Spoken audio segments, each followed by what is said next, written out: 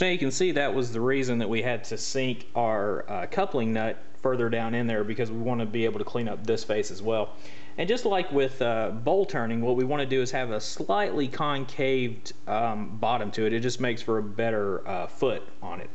So as far as design, well, it's really up to you. Again, I'm going back to my original here.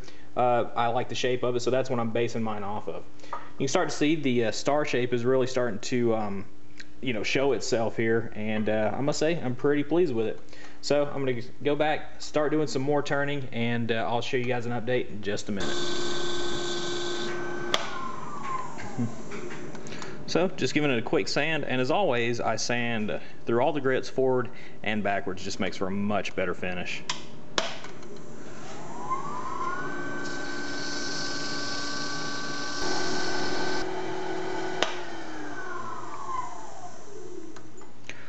Now after I do my sanding, I always like to go back with just a piece of paper towel, turn up the speed just a little bit, and just burnish the surface. This gets it almost glass smooth, just the way it is.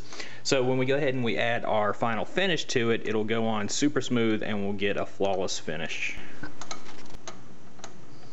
Now I just want to add a little bit of sand and sealer here. And we want to get all the surfaces, but of course you don't want to get down there into the thread, so be a little careful about that. But we're going to let that cure, and I like to just let it spin until it dries. After that, we'll go back, we'll lightly sand it, and then we'll apply a top coat of lacquer. And now my favorite finish, lacquer. So again, we'll let this dry, and then we'll be ready to flip it around and finish the other side. But actually there is one more thing that we need to do. While we're still gripping it by this glue block, we need to go ahead and take this down in diameter. It's still too wide. And since we're gripping it from this, we have a lot more surface area to thin it down. It's going to be a lot more stable, as opposed to turning it around when we're only holding it by this 1/4 inch rod.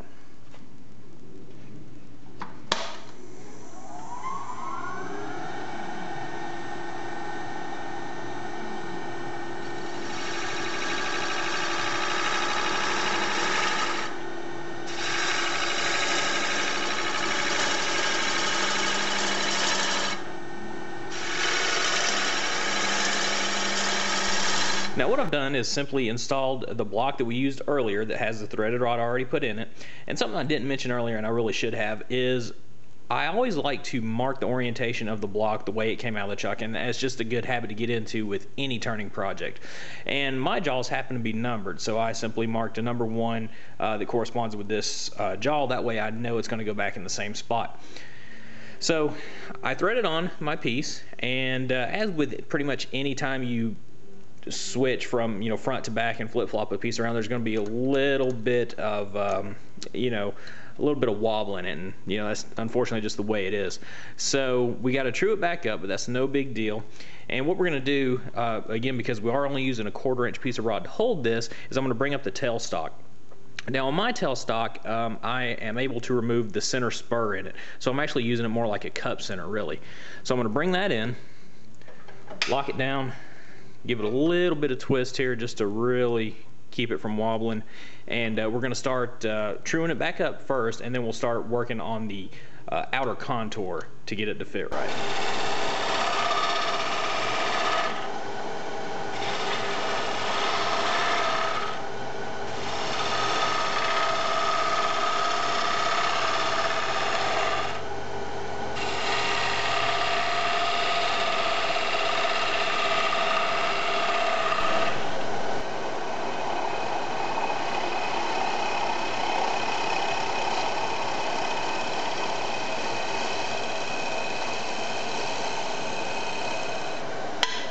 Now that the tailstock is removed, remember to make very light cuts here. You certainly don't want to jerk it off the lathe at this point.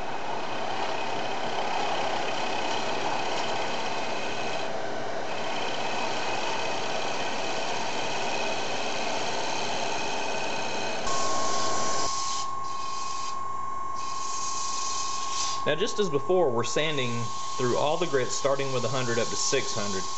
And I am sanding forward and backwards. Now what you need to kind of be careful of when you're sanding in reverse, Remember, this is only threaded on, so by reversing it, we have a high possibility that this thing could actually unthread and come off here.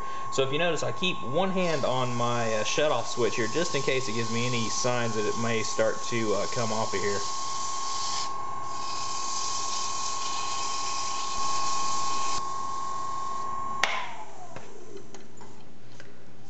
Okay, so we're sanding up the 400 grit. Now I still have the 600 to go, but first I want to work on the scallops on the side. And it's a neat little trick. It's going to add some function to this piece because it's going to give us a little bit better grip. But using the technique that I'm fixing to show you, you can also embellish bowls and vases by doing some decorative scallops maybe on a rim. So let me show you how I'm going to do that. Okay guys, well it really doesn't get much simpler than this. What I've got is a very simple platform here, and the platform has a handle which goes through and clamps to the bed rails, and using a square I made sure that the platform here was perpendicular to the rails. That way we know we're at 90 degrees. Got a simple trim router, a plywood base, and I've cut some reliefs in it so that the clamps won't interfere.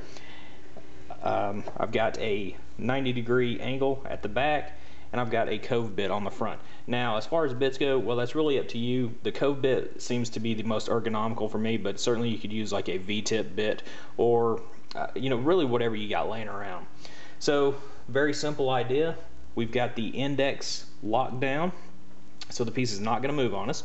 And all we're going to do is turn on the router, hold everything securely down, and slide this straight across. That's going to create our groove.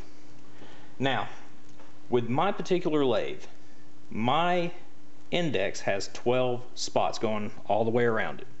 I also have 3 spots over here. That's a total of 36 indexing marks that I can use. Out of all those combinations, none of them are divisible by 5, which is the number of points on our star. So basically what that means is there's no pattern that I could use that would come out, I guess, symmetrical with the points of the star. So I'm just going to go ahead, just like on the original,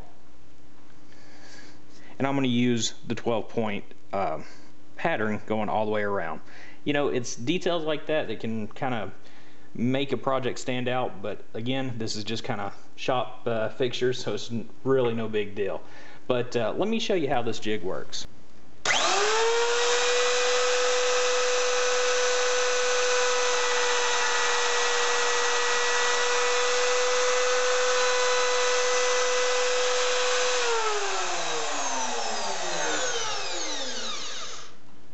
So it's as simple as that. All we got to do is back off, move to our next indexing spot, and simply repeat our cut a second time.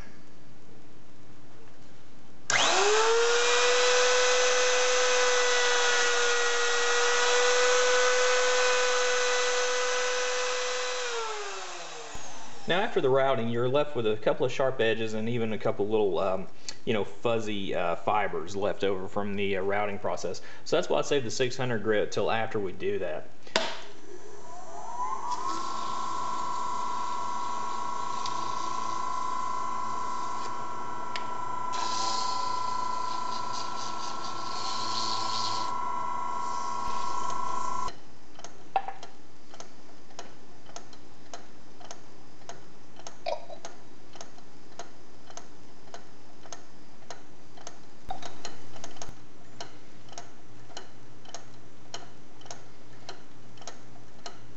Okay guys, so that's it, another project down.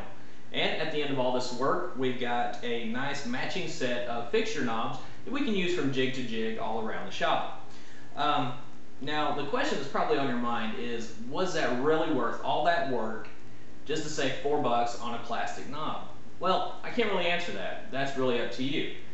For me anyway, I really enjoy coming up with a design that also presents a problem, and you have to figure out how to do that. In this case, it was how to cut out a star on the table saw. So I really enjoy making these jigs and fixtures.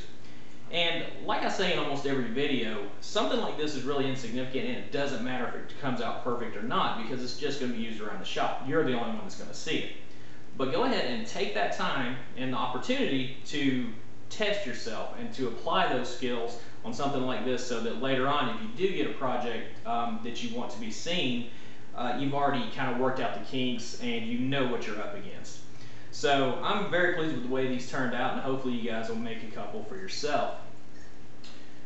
So there is a few other tips though I want to share with you. After doing it both ways, using a coupling nut and also one of the threaded inserts, I highly recommend going with the coupling nut. It goes in straighter, so you get a much more true knob when you mount it on the lathe. It doesn't wobble quite as bad. And also you can clearly see you have much more threads in this, so again, a little bit more stable.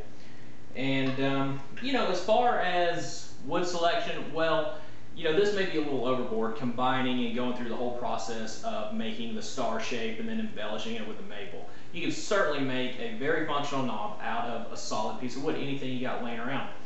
You can simply glue up just a regular laminate, maybe cut on the bias, kind of like a rolling pin blank. That would be also a very good look. So, you know, it's one of those projects where there are countless ways of doing it. But in the end, hopefully you guys took a little something away from this video, and you'll go out and make a couple as well. So, thanks for watching.